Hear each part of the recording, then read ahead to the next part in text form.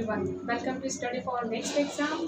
और आज हम पैट के बारे में आपको संपूर्ण जानकारी देने वाले हैं, क्योंकि बहुत सारे बच्चों के इस ये एग्ज़ाम आए, बहुत सारे डाउट हैं कि एग्ज़ाम पैटर्न क्या रहेगा, परीक्षा का स्तर कैसा रहेगा, इसके साथ ही एज लिमिट क्या रहेगी, और ये जो है कौन कौन इसको डाल सकते हैं, तो उसके बारे में, इसका जो सिलेबस है तो उसके बारे में आज हम सारी जानकारी आपको देने वाले हैं, इसलिए वीडियो को आप अंत तक देखिएगा। यूपीएसएससी पैट एग्ज़ाम, तो UP subordinate service selection जो कमीशन के द्वारा एक जो एग्ज़ाम कराया जा रहा है, PET exam preliminary eligibility test. ये है क्या? यानी कि यूपीएसएससी के द्वारा, यानी कि जो भी एग्ज़ाम मतलब जो भी नियुक्तियाँ यानी जो पद निकाले जाएंगे, तो सबसे पहले जो हमें एग्ज़ाम लेना होगा वो प्रीलिमिनरी पैट एग्ज़ाम, हमें क्वालिफाइड होना बहुत ही ज़रूरी है, तभी हम कोई एग्ज़ाम ले सकते हैं। तो जो आपका जो लेवल रहेगा, यानी कि इसमें अगर हम बात करें, यानी कि जो लोअर पीसीएस से जूनियर असिस्टेंट तक, यानी कि जितनी भी हैं, जैसे कि लेखपाल हो गए, राजस्व निरीक्षक वगैरह, जो अलग अलग जो फॉर्म निकलते हैं, तो उसके लिए सबसे पहले आपको पैट एग्ज़ाम क्वालिफाइड होना बहुत ही आवश्यक है। अब पैट एग्ज़ाम के बारे में तो जान लिया होगा।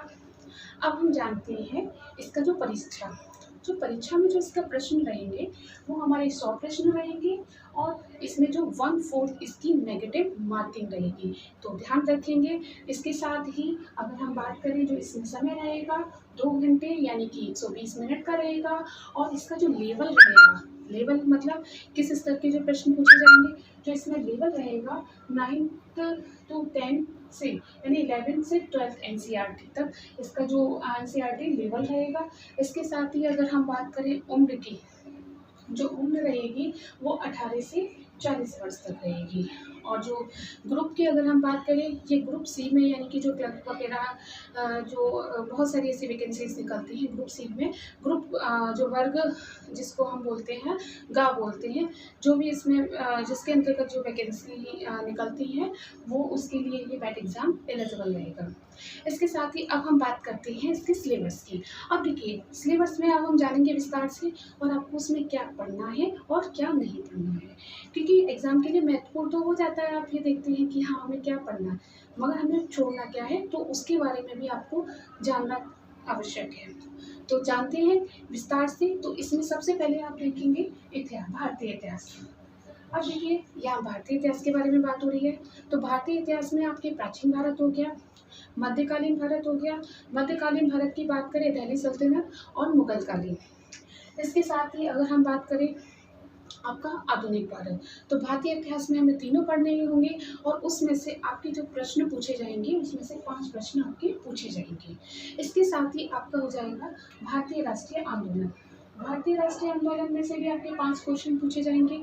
और अगर इस टॉपिक की अगर बात करें, ये बहुत ही एग्ज़ाम के पॉइंट ऑफ व्यू से बहुत ही महत्वपूर्ण टॉपिक है, और हर एग्ज़ाम से इसमें क्वेश्चन पूछे जाते हैं। तो और हम जल्द ही सीरीज़ लेकर आने वाले हैं, तो आप परेशान मत होइएगा। तो पूरी जो सीरीज़ आएगी वो आपके एग्ज़ाम के पॉइंट ऑफ व्यू से ही, हम सारे उसमें जितनी भी पॉइंट हो सकते हैं वो सब पॉइंट हम आपको देने वाले हैं। नेक्स्ट अगर हम बात करते हैं भूगोल। अब हम भूगोल में बात करेंगे, हम भारत के भूगोल के भी बारे में संपूर्ण जानकारी रखनी होगी, उसके साथ ही हमें विश्व का भूगोल के बारे में भी पढ़ना होगा, तो दोनों ही हमें पढ़ने होंगे। तो स्तर आपका ज़्यादा हाई लेवल नहीं होगा, सामान्य स्तर होगा। तो और उसमें जो सामान्य जानकारी होगी, यानी 12th तक जो आपका दिया गया है, तो वो सब आपको पढ़ना होगा। इसके साथ ही हम बात करेंगे भारतीय संविधान में लोक व्यवस्था में से भी 5 प्रश्न पूछे जाएंगे। तो भारतीय संविधान है, लोक व्यवस्था है, पंचायती राज व्यवस्था है, तो वो सब आपके इसमें इससे संबंधित जो टॉपिक है उससे आपके क्वेश्चन पूछे जाएंगे। इसके साथ ही हम बात करेंगे सामान्य विज्ञान। अब सामान्य विज्ञान में आपके भौतिक विज्ञान आ जाएगा, रसायन विज्ञान आ जाएगा, आपका जीव विज्ञान। मेरा जैसा अनुभव है कि जितने भी मैंने कई सारे एग्ज़ाम लिए हैं, तो उसमें जो ज़्यादातर जो क्वेश्चंस स्कोर पूछे जाते हैं तो जीव विज्ञान से ज़्यादा क्वेश्चंस पूछे जाते हैं। एक आध क्वेश्चंस अगर देखा जाए भौतिक या रसायन विज्ञान से पूछ लिए जाते हैं, तो स्तर ज़्यादा नहीं है और सामान्य जानकारी बस होना आवश्यक है, क्योंकि आप इसका पैटर्न भी देख रहे होंगे, मैंने आपको भी बताया था 9th to 12th NCERT level रहेगा। इसमें अगर हम बात करेंगे फिर करंट अफेयर्स। करंट अफेयर्स में अगर हम बात करेंगे तो आपके राष्ट्रीय परिदृश्य हो गया, अंतर्राष्ट्रीय परिदृश्य हो गया, चर्चित व्यक्ति, चर्चित स्थल हो गए आपकी, और इसके साथ ही अगर हम बात करें आपकी पुस्तकें हो गई, अवार्ड हो गए, तो ये सब हमें करंट अफेयर्स में पढ़ने होंगे और इससे संबंधित जो क्वेश्चन पूछे जाएंगे वो 10 क्वेश्चन पूछे जाएंगे। इसके साथ ही हम बात करेंगे सामान्य अध्ययन की, तो जो सामान्य अध्ययन में जो प्रश्न पूछे जाएंगे वो हमारे पूछे जाएंगे, जैसे कि सामान्य अध्ययन में भारत के राज्य हो गए, उनकी राजधानियाँ हो गई, हमारे देश हैं, और जो देश की जो राजधानी है, मुद्राएं हैं, प्रथम व्यक्ति, प्रथम महिला, इससे संबंधित क्वेश्चन पूछे जाएंगे। इसके साथ ही अगर हम बात करें आर्थिकी, अब आर्थिकी में जैसे कि आपकी राष्ट्रीय आय क्या है, राजकोषीय घाटा क्या है, बजट है, गरीबी, बेरोजगारी, जो महत्वपूर्ण टॉपिक है उनसे आपके एक ही क्वेश्चन पूछ लिया जाएगा, यानी कि इसमें से भी 5 क्वेश्चन पूछ लिए जाएंगे।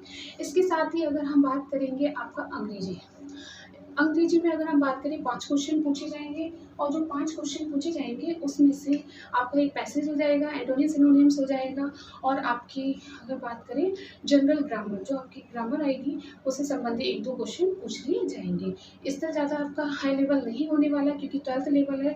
अगर आपने 12th लेवल तक भी अगर इंग्लिश अगर आपने पढ़ी है तो आप इजीली 5 क्वेश्चन आप कर पाएंगे एग्जाम में। नेक्स्ट, इसके साथ ही हम बात करें तर्क एवं तर्क शक्ति।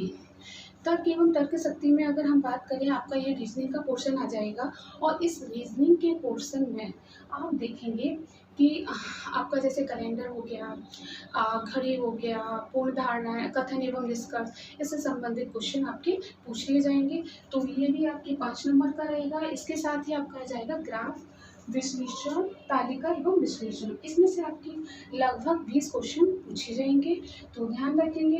तो इसमें हमारे लगभग 20 क्वेश्चन पूछे जा रहे हैं, तो इसको आप अच्छे से इसकी प्रैक्टिस कर लेंगे। इसके साथ ही अगर हम बात करें हिंदी में से हमारे जो क्वेश्चन पूछे जाएंगे 15 क्वेश्चन पूछे जाएंगे, जिसमें एक आपका पैसेज आ जाएगा, ब्रह्म शब्द, पर्यायवाची हो गए, आपकी संधि हो गए, समास हो गए, उपसर्ग हो गए, प्रत्यय हो गए, इससे संबंधित आपके क्वेश्चन पूछ लिए जाएंगे, तो ध्यान रखेंगे। इसके साथ ही आपका जो 5 नंबर का रहेगा वो रहेगा आपका गणित। गणित में अगर हम बात करें, इसमें ज़्यादा टॉपिक नहीं दिए हैं। पहली बार ऐसा हुआ है कि यूपीएसएससी ने टॉपिक्स को क्लियर दिया है। आप है ना साइड पे जाकर एक बार आप सिलेबस को डाउनलोड कर लें, और विस्तार से जो भी मैंने आपको ये जो यहाँ पर आपको टॉपिक दिए हैं उनका पूरा विश्लेषण, यानी पूरा उन्होंने दिया है कि कौन कौन से टॉपिक आएंगे। तो अगर आप गणित में देखेंगे तो 5 से 6 टॉपिक ओनली दिए हैं, बस उसको आपको करना है। अगर आपने 10th तक भी मान लो आपके पास अगर मैथ्स रहा है और आपने किया है, तो आप इजीली 5 क्वेश्चन कर पाएंगे, क्योंकि ज़्यादा इसका जो स्तर आपका अगर बात करें सामान्य रहेगा, सरल रहेगा, मगर जो क्वेश्चनिंग का जो पूछे जाएंगे उसका कठिनाई स्तर बढ़ सकता है, क्योंकि इसमें अगर बात करें पैट एग्ज़ाम 18 से 40 वर्ष से यानी लाखों लोग इसको एग्ज़ाम को डालेंगे, मतलब क्वालिफाई करने के लिए, तो हो सकता है वो आपके यानी कि सिलेबस तो आपका एनसीईआरटी लेवल का रहेगा, मगर जो क्वेश्चन का जो स्तर है वो कठिनाई हो सकता है। अब आपको हम बताएं आपको क्या नहीं पढ़ना, तो आपको यूपी जीके नहीं पढ़नी है। यूपी जीके यानी प्रॉपर आपको जैसे कि यूपी स्पेशल पढ़ना हो तो वो नहीं पढ़ना है। जैसे कि आपका करंट अफेयर्स आ जाता है, तो उसमें कोई यूपी से संबंधित कोई अगर महत्वपूर्ण घटना होगी तो वो पूछ ली जाती है, या आपके इतिहास में पूछ लिया कि चोरा चौरी कांड कहाँ पर हुआ था, तो वो गोरखपुर में हुआ, मतलब इस टाइप से पूछ लिए जाएंगे। ये नहीं है कि आपको पूरा यूपी स्पेशल ही पढ़ना है। अब क्या पढ़ा जाए, बुक कौन सी ली जाए, या तो उसके बारे में अगर हम बता दें कि अगर आपके पास 9 से 12 तक एनसीईआरटी है तो बहुत अच्छी बात है, तो अगर आप उसको ही पढ़ लेंगे तो इसी से ही आपका इजीली पेपर निकल सकता है। अगर नहीं है तो मार्केट में आपके जो एक एनसीईआरटी सार नाम से एक बुक आती है, तो आप उसको परचेज़ कर सकते हैं। यानी कि एनसीईआरटी में जो भी उन्होंने वो दिया है उसका पूरा सार आपके उस पुस्तक में दिया रखा है। इसके साथ ही आपके पास अगर लुसेंट है तो लुसेंट को भी आप पढ़ लें। तो अगर आप उसको भी पढ़ लेते हैं तो आपका ईज़िली एप्ट एग्ज़ाम निकल सकता है। तो उम्मीद है आपको आज टेट एग्ज़ाम के बारे में पूरी संपूर्ण जानकारी और बहुत ही सरलता से आपको मिल गई होगी। मेरी पूरी कोशिश रही थी कि मैं आपको बहुत ही ईज़ी वे में मैं यहाँ पर आपको विस्तार से बता पाऊँ। इसके साथ ही मैं आपको बताने वाली हूँ कि टेट एग्ज़ाम से संबंधित हम एक सीरीज़ चलाने वाले हैं, जिसमें अगर आपके पास अगर मान लीजिए पुस्तक नहीं है या फिर आप अवेलेबल अभी नहीं हो पा रही है क्योंकि लॉकडाउन चल रहा है, तो हम जल्द ही हम घटना सार से संबंधित एक सीरीज़ हम लेकर आने वाले हैं और उसके साथ ही हम प्रैक्टिस सेट भी लेकर आने वाले हैं, क्योंकि पहले आप घटना सार की जो भी डिटेल दी गई है उसको हम पढ़ेंगे और उसके बाद एक बार हम अगर उससे संबंधित एक practice topic wise practice set लगा लेंगे तो आपका जो एग्ज़ाम के लिए बहुत ही आसानी हो जाएगी। और इसके साथ ही आपको आज वीडियो बहुत अच्छा लगा होगा, उम्मीद है। तो आप ऐसे ही वीडियो को देखते रहिए और आगे हम सीरीज़ लेकर आ रहे हैं, उसको आप लगाते रहिए। धन्यवाद।